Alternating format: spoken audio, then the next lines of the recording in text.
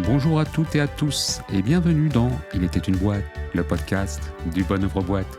Ici, on donne la parole à celles et ceux qui entreprennent autrement, avec du sens, du cœur et un vrai impact social ou environnemental.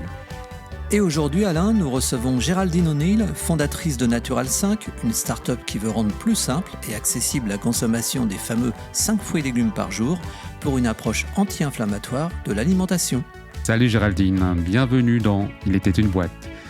Et merci de nous recevoir au sein de l'incubateur e-Engage de l'Université Paris 8 Saint-Denis. Merci à tous les deux, Eric et Alain, de m'accueillir à Il était une boîte. Bonjour Géraldine, tu as créé ton premier projet, Walk and Roll, bien avant Natural 5. Qu'est-ce que cette aventure t'a appris sur l'entrepreneuriat ? Alors là, vous êtes vraiment très fort parce que vous êtes remonté très loin. Effectivement, Walk and Roll, c'est une entreprise qui a germé en moi suite à un voyage en 2005 en Thaïlande. Et j'ai été stupéfaite de voir la qualité de leur alimentation cuit minute sous nos yeux dans les rues de Bangkok avec beaucoup de légumes savoureux. Et donc de retour en France, je décide effectivement d'ouvrir un restaurant sur la base des wok. En 2005, ça n'existe pas. Aujourd'hui, ça s'est grandement popularisé. Et voilà, j'ai tenté cette aventure, donc toujours dans l'alimentation qui est ma passion. Bon, malheureusement, ça n'a pas eu lieu parce que j'ai rejoint en fait une amie qui, elle aussi, avait un projet entrepreneurial dans l'alimentaire, boulangerie-pâtisserie aux États-Unis. Et donc, on s'est associés et on a ouvert ensemble cette boulangerie-pâtisserie. Voilà, toujours l'alimentaire. Alors, qu'est-ce que cette expérience t'a apporté en termes de résilience et de gestion d'entreprise ? Ouais, alors aux États-Unis, c'était vraiment super. C'était un peu l'aventure. Je suis partie de façon spontanée. J'ai toujours cette fibre entrepreneuriale en moi, même si j'ai travaillé dans des structures assez classiques, dans l'alimentaire, en agroalimentaire, en développement, innovation, produit, en marketing. J'avais toujours cette fibre-là. Et donc, je suis partie rejoindre mon amie qui, elle, habitait déjà aux États-Unis et on a ouvert cette boulangerie. Mais j'ai appris à composer aussi avec une associée. Donc, première entreprise et première expérience d'une association. Et j'en porte toujours l'enseignement parce qu'il faut vraiment, quand on part avec quelqu'un, se poser la question pourquoi est-ce que toi, tu veux entreprendre et vraiment quelles sont tes motivations intérieures. Question qu'on ne s'était pas vraiment posée l'une et l'autre, à savoir que on s'était rencontrés pendant nos études, on s'entendait bien, mais on n'avait jamais travaillé ensemble. Donc effectivement, ça a été un parcours à la fois ultra positif, mais très difficile. Ce que j'ai appris aussi sur moi, c'est que quand je commence un projet, j'aime aller jusqu'au bout, j'ai éprouvé vraiment mes forces. C'est pas évident, les métiers de bouche comme la boulangerie-pâtisserie, on se lève tôt, on ferme tard, il faut savoir recruter, il faut savoir manager, il faut savoir aussi pâtisser, vraiment, on est pluridisciplinaire et c'est vraiment ça que ça m'a appris, la petite France aux États-Unis. C'était une très, très belle expérience. Tu as travaillé dans le développement produit pour de grands groupes agroalimentaires. Qu'est-ce que ces expériences t'ont appris sur l'industrie et ses limites ? Alors, j'ai effectivement travaillé chez Danone, par exemple, j'étais sur le produit Actimel, j'étais chef de produit sur Actimel. J'ai travaillé chez United Biscuits, donc sur les biscuits. J'ai travaillé aussi chez Bonne Terre, qui est aujourd'hui une entreprise qui appartient au groupe Ecotone, donc qui développe des produits bio comme Bjorg, Evernat, etc. J'ai appris beaucoup de choses. J'ai adoré, moi, travailler avec les structures recherche et développement, nutrition de ces entreprises-là. Donc, ça a été très formateur. Aussi, toutes les bases du marketing. Mais j'ai aussi vu le pire. J'ai également, pendant toute une période après avoir eu mes 2 enfants, j'ai plutôt fait des missions courtes et notamment j'ai travaillé pour une marque que je ne citerai pas, qui fait en tout cas des fast-food et vraiment ça a eu un impact négatif sur ma santé qui a été vraiment très, très négatif. Mes collègues, elles prenaient systématiquement 1 kilo par mois parce qu'on était obligé de faire des tests dégustation entre guillemets. Donc là, ça m'a montré aussi les limites de l'industrie agroalimentaire, comment sont aussi élevés, même si je le savais déjà, mais quand on voit vraiment les hangars où sont élevés les animaux et ce que les gens communément vont avoir dans leurs assiettes et vont manger des animaux qui ont été mal élevés, ensuite une nourriture qui a été mal préparée, ça a un impact sur la santé forcément. Donc oui, on apprend ça aussi. Tu nous en parles et on sent bien qu'il y a un fil conducteur entre toutes ces étapes et la création de Natural 5. Oui, complètement. Au départ, c'est ma passion aussi pour le végétal, puisque à la base, j'ai fait des études de biologie végétale. Je suis passionnée par le monde végétal. Je trouve que c'est extraordinaire. On est sur des êtres vivants ultra flexibles, résilients, et puis qui nous apportent beaucoup au niveau de la santé. Et effectivement, c'est des expériences, moi, personnelles au niveau de ma santé, aussi de mon second fils au niveau de la santé, qui finalement ont trouvé une réponse à travers l'alimentation, où là, j'ai eu mes déclics.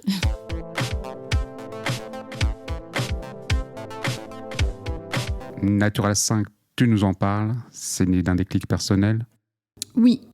Lié à la santé de ton fils et ta passion pour la biologie. Oui. Peux-tu nous raconter cette origine ? Oui. Alors, au départ, mon second fils, à partir de ses 11 mois jusqu'à quasiment ses 3 ans, en fait, ce qui s'est passé, c'est qu'il tombait tous les mois malade. Il était traité aux antibiotiques parce qu'il faisait des otites à répétition, apnée du sommeil, il ne dormait pas. Ça a eu un impact aussi familial très, très gros. Lui était perpétuellement énervé, il mordait son grand frère, et on pensait que c'était d'ordre psychologique aussi, jusqu'à ce que je me dise non, il y a forcément une cause alimentaire. Alors j'ai fait des tests d'allergie alimentaire qui sont plutôt connus, mais il était allergique à rien. Et puis sa pédiatre, je lui parle des intolérances alimentaires dont ma belle-sœur me parle. Elle me dit mais fais des tests d'intolérance alimentaire, mais c'était pas très couru à l'époque. Et ma pédiatre me dit non, être intolérant alimentaire, ça n'existe pas. On est soit allergique, soit on n'est pas allergique, mais l'intolérance alimentaire, ça n'existe pas. Et si votre enfant tombe malade, c'est normal. Mais je dis quand même, tous les mois sous antibiotiques, à chaque fois, il est le seul à être malade dans sa crèche, ça me paraît quand même... et puis, ça me faisait mal au cœur. Et finalement, on fait les tests d'intolérance alimentaire qui révèlent plusieurs intolérances à certains aliments. Et ça a été la nuit et le jour quand on a rééquilibré son alimentation. C'est-à-dire qu'après ça, plus d'apnée du sommeil, plus malade. Il a fait une otite en 2 ans et ça a été incroyable, le changement radical. Donc j'ai eu un déclic parce qu'il était notamment intolérant aussi aux produits laitiers. Donc je me suis dit comment lui apporter suffisamment de calcium. Donc forcément, j'ai pensé aux fruits et légumes sous forme de poudre. Donc en fait, pour avoir une concentration suffisamment élevée en calcium. Et en fait, au départ, Natural 5, ça s'appelait Superfood Kids parce que je m'adressais aux enfants.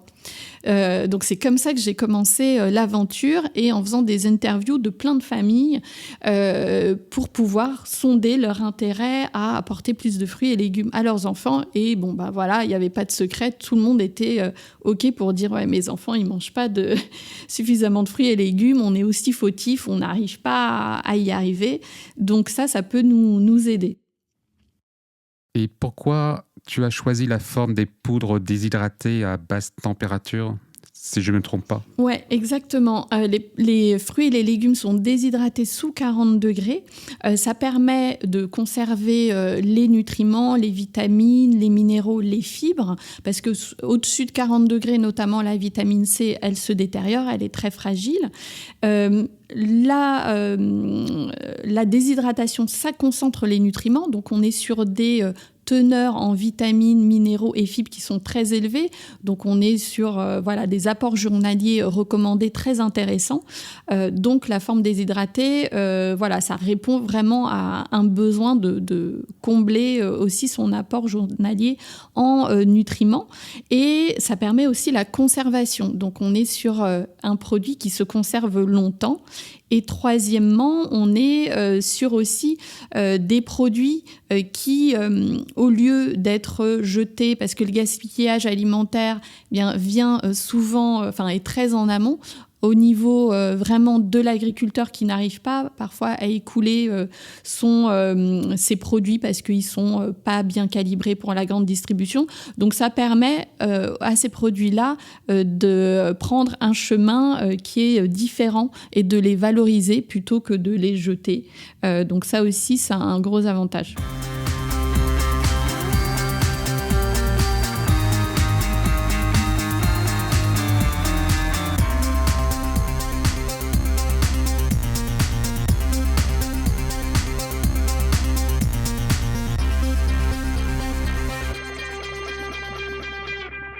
Alors, ce qui a été bien, c'est que grâce à mon fils, j'ai fait moi aussi des tests d'intolérance alimentaire. Donc, j'ai découvert que j'étais intolérante à certains aliments, notamment le gluten et le poulet. Et donc, je les ai retirés de mon alimentation. Et comme j'étais en train de faire mes tests pour Superfood Kids, j'utilisais en fait ces poudres-là, moi, au quotidien. J'ai vu un grand bienfait sur ma santé, sur ma vitalité, sur le recul des douleurs que j'avais, puisque moi je fais depuis longtemps de l'endométriose et ça a été un peu la révélation. Et puis j'ai eu un second déclic puisque j'ai mon médecin qui me proposait de m'opérer une 3e fois et finalement je me suis dit non, je vais vraiment voir ce qui ne va pas dans mon alimentation, comment je peux changer les choses. Et finalement, j'ai arrêté le traitement que je prenais qui finalement, en tout cas moi personnellement, n'a pas arrêté l'évolution de la maladie. Mais je ne dis pas aux gens d'arrêter leur traitement. Mais l'alimentation, ça a été vraiment clé pour moi. Et c'est vrai que malheureusement, je me suis sentie perdue avec les médecins qui n'ont pas cette approche aussi alimentaire en accompagnement d'un traitement allopathique. Et ça, c'est dommage parce que du coup, on se sent un peu seul dans ces démarches aussi alimentaires qui sont essentielles, surtout quand on a une maladie inflammatoire. Et donc, petit à petit, finalement, j'ai pivoté, comme on dit, de Superfood Kids à Natural 5 pour m'adresser aux adultes qui veulent se sentir mieux aussi dans leur corps et qui ont des vrais soucis de santé ou qui veulent tout simplement prévenir aussi de certaines maladies, puisqu'on sait qu'aujourd'hui, malheureusement, dans nos sociétés modernes, beaucoup de nos maladies sont liées à une alimentation qui est beaucoup trop inflammatoire.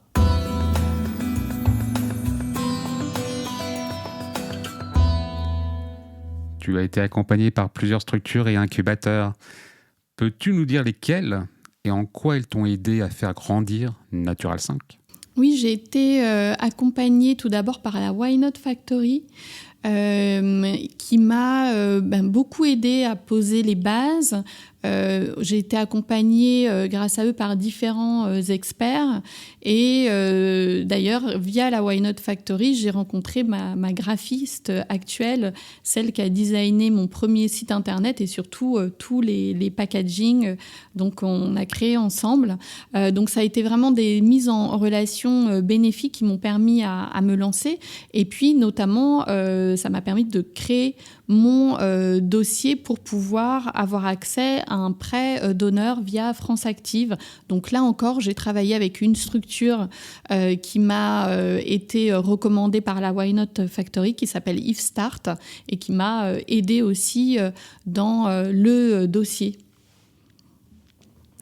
Ensuite, j'ai été accompagnée par les Déterminés qui ont été créés par Moussa Camara, qui au départ a créé vraiment son réseau au niveau de Cergy, sa ville, la ville de son enfance. Et puis aujourd'hui, les Déterminés se sont développés au national et ils m'ont beaucoup aidée dans cette période où on se sent très seul au niveau entrepreneur, parce que je suis solo entrepreneur. Et il y a un vrai effet de famille, de promo. Donc moi, je suis toujours en contact avec les entrepreneurs de ma promo et c'est une vraie force. Par ailleurs, ils ont un club, les Déterminés, ce qui fait qu'une fois qu'on est passé par les Déterminés, on appartient toujours à ce club et on a toujours la possibilité de les solliciter, de demander des conseils. Donc on a vraiment la sensation de faire partie d'une famille. Donc très complémentaire aussi. Et j'ai été accompagnée via les Déterminés aussi, parce qu'ils créent des ponts forcément entre incubateurs. J'ai été accompagnée par le réseau Entreprendre également. Donc ça a été aussi un troisième brique.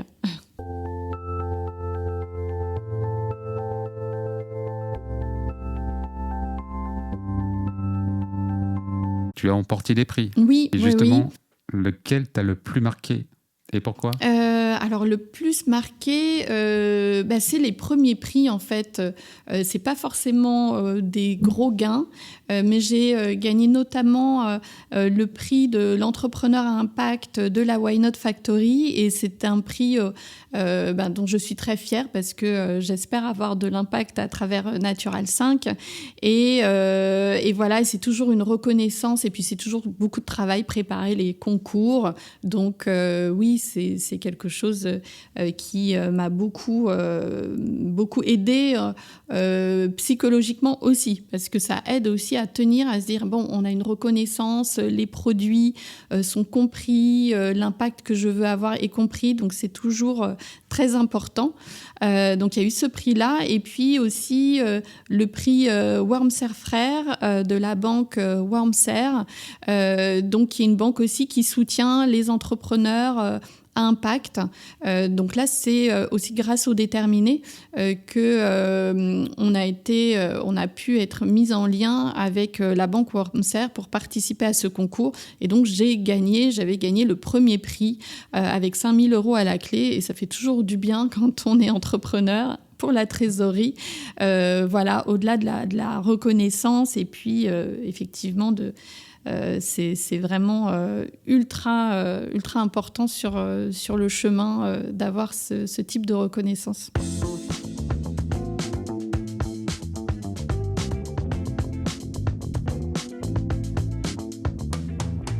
Tu es passé sur BFM Business et d'autres médias. Qu'est-ce que ça change pour une entrepreneuse à impact d'avoir cette visibilité ? Oui, c'était ma première grande visibilité, beaucoup d'émotions. Parce que c'est déjà filmé dans les conditions du direct.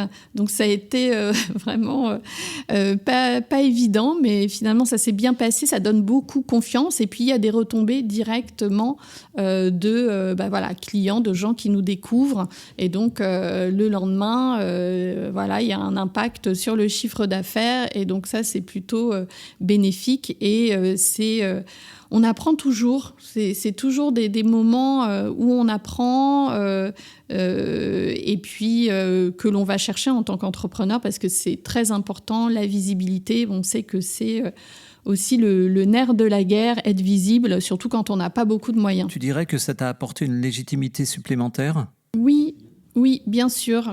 Ça, c'est vraiment une caution aussi.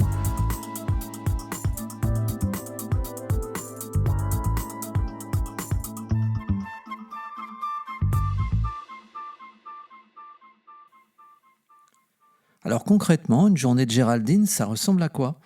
Comment tu jongles entre la recherche de nouveaux produits, la communication, les démarches administratives ? Alors c'est beaucoup de stress. L'entrepreneuriat, c'est vraiment, je dirais, comment gérer son stress au quotidien aussi. Concrètement, une journée, c'est se mettre sur son tableau de vente, gérer parce que je suis seule et puis encore, je suis à gérer aussi les retours clients qui n'ont pas reçu leur paquet, les problèmes avec les transporteurs, même si aujourd'hui je suis passée avec un logisticien. C'est la communication, gérer les réseaux sociaux, être en lien avec mon ESAT qui m'ensache mes sachets, gérer les problèmes d'appro parce que mon fournisseur ne fournit pas en temps et en heure, ou alors livre le mauvais produit, ou alors les produits... En fait, chaque semaine, il y a à son lot de surprises, de problèmes. Là, cette semaine, c'était des sachets qui ne sont pas bien scellés et donc des produits qui arrivent chez le logisticien avec... ça se répand, donc comment on fait, etc. La semaine d'avant, c'était mon fournisseur qui, au lieu de m'envoyer de la fraise française ou européenne, m'envoie de la fraise qui vient du Maroc. C'est des choses comme ça qui arrivent. Donc chaque semaine, j'ai mon lot de surprises. Donc il faut rester positif, savoir réagir vite, mais c'est pas évident. Donc il faut être multitâche. Donc c'est beaucoup de rendez-vous avec mes partenaires, donc avec mon ESAT, avec mon logisticien qui est formidable, avec mes fournisseurs pour les problèmes qualité. Ça ressemble à ça. Une grande adaptabilité aux événements, donc. Une grande adaptabilité. Et puis, je pense que quand on est entrepreneur, on est aussi illuminé. Parfois, je me dis, mais qu'est-ce qui me tient ? Bon, il y a aussi la vie de famille, les enfants, etc. Donc, c'est des journées à rallonge. Mais on est tellement passionné par ce qu'on fait et on a tellement envie de répandre la bonne parole qu'on s'accroche. Mais bon. Justement, tu nous parles de la bonne parole. Tu portes en toi une mission de santé publique en aidant les gens à mieux manger. Qu'est-ce qui te pousse à t'engager autant ? C'est difficile à dire parce que je pense que ça va au-delà de ma propre expérience et de ce qu'a pu vivre mon fils, mais c'est vraiment... en fait, j'ai beaucoup de gens qui viennent vers moi, qui me disent « j'ai tel et tel souci ». Alors bien sûr, je leur dis « mais bon, allez chez un médecin aussi, moi je ne peux pas résoudre vos problèmes ». Mais il y a tellement de gens démunis en fait, qui ont des problèmes de santé, qui n'arrivent pas juste à s'alimenter correctement. Et donc, ça va au-delà aussi de proposer les produits Natural 5, mais c'est de leur dire, le type d'alimentation qui vous fait du bien, qui naturellement est anti-inflammatoire. Donc, c'est poser les bases. J'ai des personnes, par exemple, qui me disent, je suis au régime, mais je comprends pas, je perds pas de poids, pourtant je mange pas le matin, je mange 4 feuilles de salade le midi, et le soir, je prends une soupe. Et on va dire, mais perdre du poids, c'est pas ça en fait, c'est pas s'affamer, c'est bien manger. Et vous pouvez manger copieusement le matin, le midi et le soir si vous donnez à votre corps ce dont il a besoin. Et donc, c'est poser ces bases-là pour que les personnes arrivent à se faire du bien et pas s'esquinter la santé. Parce qu'à ce rythme-là, on a des personnes, effectivement, qui sont tout le temps en train d'inflammer leur corps et n'arrivent pas à s'en sortir. Et puis, ça dévie vers des maladies inflammatoires. Comment fais-tu pour garder l'équilibre entre ton engagement social et la viabilité économique de Natural 5 ? Alors, c'est pas évident. Là, aujourd'hui, justement, je recherche à avoir des partenaires, des business angels qui puissent apporter des fonds à Natural 5 pour faire passer à l'échelle. Donc ça, c'est toujours la problématique, comment je passe à l'échelle supérieure. Aujourd'hui, Natural 5 s'est développé en organique, mais voilà, il faut un vrai coup de boost si je veux continuer à développer, à innover. Aujourd'hui, j'ai des fruits, des légumes déshydratés en poudre, des graines aussi. Je me suis développée aussi en proposant une huile cosmétique à base de pépins de grenade bio, parce que ce que je veux explorer, c'est vraiment tout ce que le végétal a à nous offrir, tout en restant toujours sur le côté brut. Donc, ça, il va falloir que j'aille chercher des fonds, ce qui va aussi m'aider à créer cette filière que je veux créer de super aliments français. Et là, je travaille avec des agriculteurs en bio français. Justement, cette huile de grenade, elle est produite par un couple d'agriculteurs français passionnés. Et ça, c'est la partie qui me passionne aussi, c'est soutenir des actions d'agriculteurs bio en France. Et voilà. Et pour ça, j'ai besoin de fonds pour toujours aller plus loin dans ce sens-là.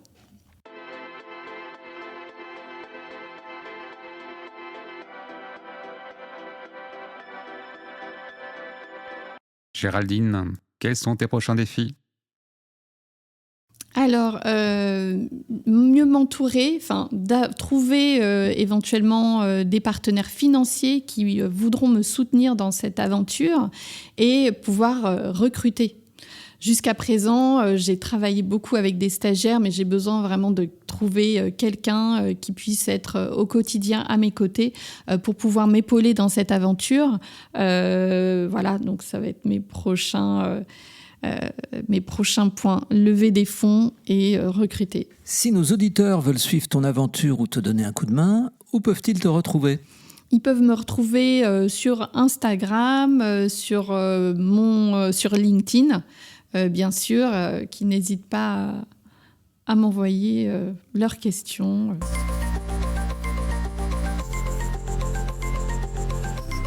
Et pour finir, la question signature du podcast.